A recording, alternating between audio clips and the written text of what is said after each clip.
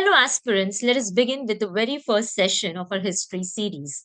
The today's topic is the very first topic of our history syllabus, that is prehistoric age. All right. So let us try to understand the basics of this prehistoric India or the prehistoric age. Now, when I talk about the prehistoric age, it refers to the longest phase of the human history. It is a period during which actually man evolved. So we all know that earlier there used to be apes, so slowly and gradually, apes evolved into Homo habilis. First of all, there were Homo erectus, then Homo habilis, then Homo sapiens, sapiens, right? So in this manner, during this period, man underwent an evolution. Fine. So this is considered to be the longest phase of human history. And this age began from around 2 million years ago. So 2 million years ago, the present, okay? And it continued to up to 3300 BCE. Now, BC refers to before Christ and BCE refers to before Common Era. We'll be understanding these terminologies in the later part, all right? Now, this period, it's a very big period and humanity witnessed a great transformation. So earlier, apes were there, then Homo erectus, Homo habilis. Earlier, man was a hunter-gatherer, right? He was basically using stone tools. He was dependent on nature. So during this period, he evolved. He evolved into Homo sapiens sapiens, a wise man. And that led to, slowly and gradually, to the settlement of the man and the evolution of the modern man. So this period is a biggest period of man's history. When I talk about this evolution of man, it's not an overnight change.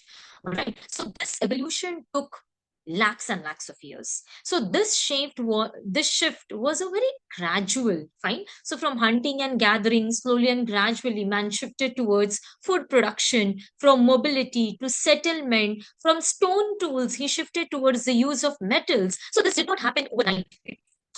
Fine. So understanding this prehistoric India is very crucial because this will give you the very foundation of the evolution of you and me, that is the evolution of a mankind. Okay, you will come to know how the cultures evolved, how the technology progressed, and how this laid the social foundation upon which the later civilizations of India, like the Harappan civilization, were built. Okay, so we're going to understand this in detail. First of all, let us try to understand certain basics.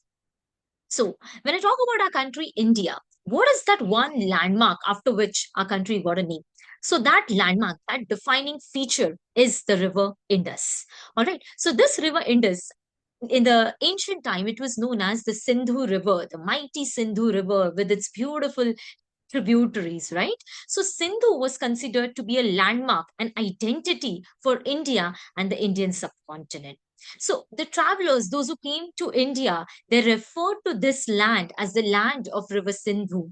And from that River Sindhu, slowly and gradually, we got the name Indu. Indu became Indus. And from Indus, we got the words like Hindu, Hidu, right? So let us try to understand this evolution of the name India. Okay, so the ancient Persian texts, the ancient Persian inscriptions, they refer to this land and the people staying over here as Hindu. So are you getting it? From Sindhu, the word got Hindu, Hindu, Hidu. So they used to call the people staying in this area as Hindus. Fine. So Hindu is basically not attributed to any particular religion. Hindu were considered to be the inhabitants of the land where the river Indus flow. All right. And Greek texts. So before Persian texts, there existed the Greek texts. Greek texts mentioned to this land where river Indus flowed as India. Fine. So are you getting it? So Sindhu became Hindu, Indus. Greeks used to refer it as Indus. And from Indus, our very country got the name India. And Greeks texts were the earliest texts who referred to this land as India. India, the land where the mighty river Indus flowed. Okay. The Persian texts, Persian inscriptions, they refer to the people of this land as Hindu or Hidu. Fine. Now, the later Arabic texts, so later Arabic and the Persian texts, they began to refer this entire land where the Hindus resided as Hindustan. Hindustan, a place where Hindus lived. Okay, Stan means what? Hindustan means a place where Hindus lived. Okay, and in the Chinese sources, we refer to the name as Shentu. All right, so how beautiful this journey is, right? From one river, Sindhu, the name got corroborated as Indu, then Indus, and from Indus, we got the very name of our country, India. All right, so please do remember this. Greek texts refer to this land as India.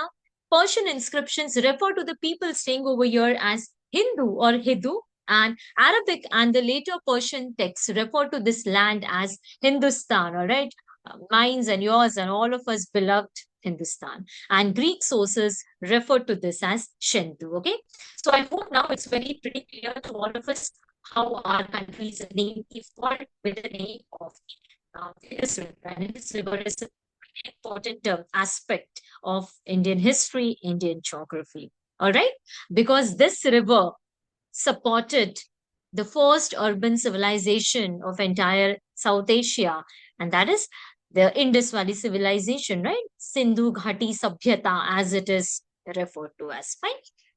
So let's move ahead. Now, when I talk about classification of Indian history, now this is a very interesting aspect how history has to be classified. Okay, so now, actually, this task of classification of Indian history began during the British rule. So, when Britishers came to India, they settled over here. They began to do research, all right? And then there was a scholar, James Mill, also referred to as J.S. Mill. So, J.S. Mill was the earliest person who took the initiative to classify Indian history, all right? So, in 1817, he published his work. Just a second, I'll close this. Yeah. So in 1817, he published his work, History of British India.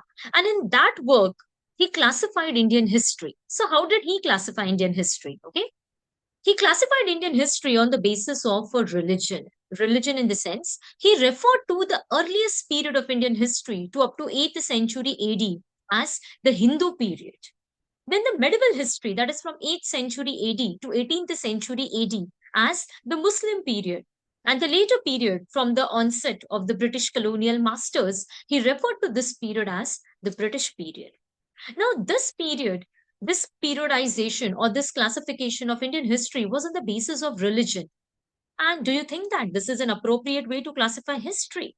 Because if you talk about the ancient history, from the basic knowledge, we all know that this was not a dominant period to call it as a Hindu period, right? Because just now we saw that Hindu, first of all, does not refer to any religion.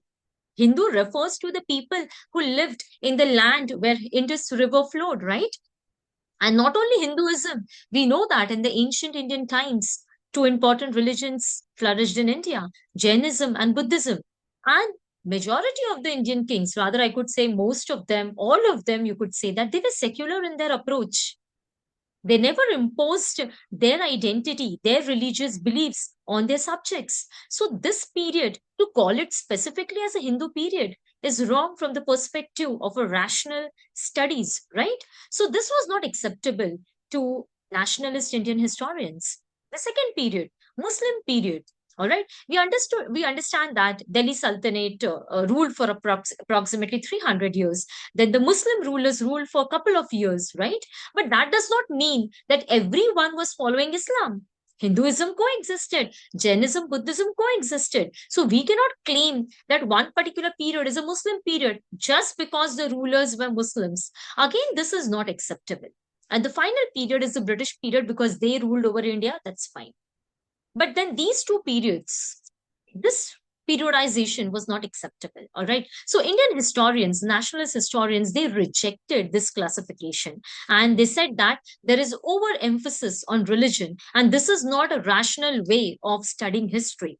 And as a result, a more neutral classification was accepted for studying Indian history. So, this classification is the most neutral one, the most accepted one. And today we follow this classification in studying Indian history. Okay. So, what is this classification? Let us try to understand.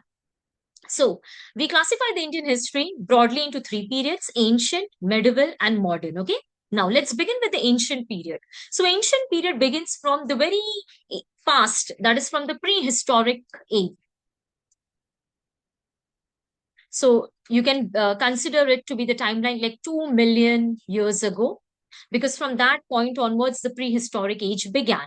And this ancient history continued up to 750 AD. So, I hope we all know about this timeline. I'll just explain this once so that it will become very clear to you all.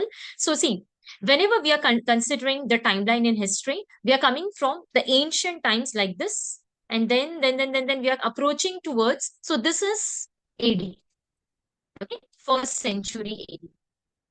AD refers to what? Anno Domini. Anno Domini means in the year of Lord Jesus Christ. So this is considered to be the period when Jesus Christ existed in Europe. Okay, so that is this period, first century AD. Now, when I talk about this period before AD, what is there? BC, or it is all AD is also called as CE. CE means common era. All right. So CE or AD are one and the same. So if you are referring to CE, common era, if you are referring to AD, Anno Domini, AD means it's a Latin word, Anno Domini. It means in the year of Lord Jesus Christ. So it is considered that from year onwards, Lord Jesus Christ existed. All right. So before that, we consider it as BC. The BC means what? Before Christ. Getting it? So this is before Christ, and we also refer to a word BCE, before common era. Okay, because this is CE, common era. So before that, what will be there? BCE, before common era. And BC refers to what? Before Christ. So you can use this terminologies alternatively. You can either use BC or you can use BCE, one and the same. And for AD, you can also use CE. Fine. So when I talk about the ancient period, we are referring to this period, BC. And this is slowly and gradually declining. Okay. So you can see over here 2 million years ago, then 1 lakh years ago, then 3000 BC, then 1000 BC, 200 BC, 100 BC, 50 BC. Like that, we are coming to zero. And then 1 century AD. Now, from here, the timeline will increase. 1 century AD, 2 AD, okay, 300 AD, 1000 AD, and today we are in 2026 AD. Okay, so in this way, the timeline works. I hope it is pretty clear. Okay, now let's focus on the classification of Indian history. So, first of all, we have an ancient India. Ancient India, it begins from approximately 2 million years ago. Million years ago, MYA. Okay, million years ago. To up to, so we are covering entire BC. So your entire BC will be covered, and slowly and gradually we are coming to where? AD. And which AD? The ancient history will end 750 AD. Getting it? Now let us move towards the medieval history. Now, medieval history, for our convenience, for our ease, for better understanding, we divide it into two parts: early medieval history and later medieval history. Okay? Early medieval history, it begins from 750 AD to 1200 AD. And your later medieval history begins from 1200 AD to 1750 AD. Okay, so this entire is your medieval history. So if you talk about entire medieval history, it begins from where? 750 AD. And it ends up to 1750 AD. But for our ease, for a better understanding, we classify into two parts: early medieval and later medieval. Okay. And then modern India. Modern India, it begins from the onset of the Europeans. Okay. So to be precise, from the onset of the Britishers. All right. So it is from 750 AD onwards, we considered it to be modern Indian history. Okay. Obviously, the Britishers came earlier, but earlier they came to India from the perspective of doing trade. Slowly and gradually, they became the rulers. All right. The first battle is the Battle of Plassey, 1757. Very important one. Okay. So today we are in the modern Indian history. Fine. So in this way, the Indian history is classified. And you need to follow this because this is a standard classification, and we will be studying history in this format only. So first we'll be covering the ancient Indian history. We'll be ending the Indian history at 750 AD. Then we'll begin with the medieval Indian history. Medieval, we'll be dividing it into two parts. First, we'll be studying the early medieval. Then we'll be studying the later medieval. And then we'll move towards the modern Indian history. Okay. So please remember this timeline. Now, this timeline is more neutral, right? Because here we are not keeping any bias, right? Because religious aspect is not there. So this is more inclusive, more balanced view towards studying history. And this basically recognizes cultural continuity and really regional diversity. Okay, so basically it's a cultural continuity from ancient history. Man is progressing towards medieval, and then we are coming towards the modern one. And this is very much objective and rational approach without any bias. So this is the modern approach, a neutral approach towards understanding history. And please remember this timeline. All right, let's move ahead. Now we are going to understand the stages in the evolution of history writing. Okay, so from past to present, how did history writing evolve? Now, when I say the word history, history means what? Let us break down this. History. History means history, right? It literally means his. Where is my pen? Yeah, just a second. Yeah. So, history means what? His story. Whose story? It's the story of a mankind, all right? Story of our ancestors, story of our great grandfathers, all right? So, it's his story. It's a story of a mankind. Now, whenever we are studying history, it is classified again into three aspects. So, first of all, we will understand the word prehistory. So, prehistory, it is that part of history where the writing system did not exist yet. Okay. So, it is a history where writing, that is, the script was not yet invented. So, for example, our prehistoric age, our Stone Ages, during the Stone Age period, script was not there, right? So, what's the primary source, or what is the primary source to study about the prehistoric age in India? So, archaeology is the most important source to study about the prehistoric age in India. Archaeology, in the sense, like in the prehistoric age, man basically used stone tools. So, we refer to it as Stone Age as well, right? The Paleolithic age, the Mesolithic age, the Neolithic age. So, it is a Stone Age. So, all the stone tools, the burials, the remains, the fossils, right? The paintings, these are the material remains, archaeological sources that help us to study about the prehistory. So please remember, prehistory, it is that part of history when the writing system, the script was not yet invented. All right. So it is a period where it was a stone age. Man was primarily using stone tools. He was living in association with the nature in the rock shelters, and his remains, that is the pottery, the fossil remains, are the primary source to understand the life of the man in the prehistoric age. Okay, so archaeology is the primary source to reconstruct the history, the culture of that time. So I hope it is pretty clear. What do you mean by prehistory? Once again, prehistory, it refers to all the events before the invention of writing. So if prehistory is the history before writings, what do you mean by history? History means the study of the past after the writing, the script was invented, correct? So let us come to the third point. Study of the past after writing was invented, that is your history. So here we have two sources to study this part. Which are the two sources? First of all, the written sources, literary sources. Okay, the written sources are the first sources plus archaeological sources. So this part could be studied in a more better manner, because if you have any issues with the written system, you have archaeology to verify whether the written facts are correct or not. All right. So this is a very important aspect. Written plus archaeology helps us in a better understanding of history. So history, it is that part of a past when the written system was invented. Okay. So please remember, the key features of history are written records are available, inscriptions are there, manuscripts are there, official records are there. Okay. And apart from that, archaeological evidences help us corroborate, that is, help us to complement this written evidences. So you can compare both of them and you can come to a better conclusion with respect to this part. All right. So I hope these two are clear, prehistory and history. Now, there is one more term which is very significant with respect to India, and that is proto history.